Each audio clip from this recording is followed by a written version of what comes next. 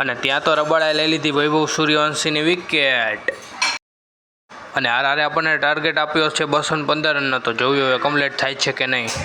અને થોડી જ વારમાં આપણા ધુરંધરો પણ મેદાન પર આવી ગયા છે, મતલબ સાઈ સુદર્શન ને શુભમન ગિલ।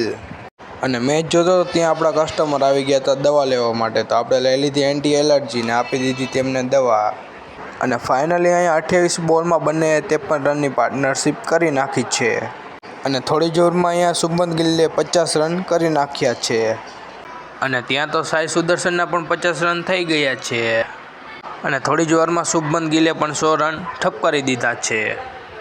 અને અહીં ગુજરાત ટાઇટન્સને જીતવા માટે 10 બોલમાં 2 રનની જરૂર હતી ને સ્ટ્રાઇક ઉપર હતા રાહુલ તેવતિયા। અને ફાઇનલી રાહુલ તેવતિયાએ ચોગ્ગો મારીને અહીંયા ગુજરાત ટાઇટન્સને જીતાડી દીધી છે અને ફાઇનલી ગુજરાત ટાઇટન્સ જીતી ગઈ હતી ને મન તો એવું થતું હતું કે ઊભો થઈને નાચવા માંડું, પણ નહીં। તો મિત્રો તમે કઈ ટીમને સપોર્ટ કરો એ કમેન્ટમાં જણાવી દેજો। તો આજના વ્લોગ માટે આટલું કરતે, મળી કાલના વ્લોગમાં।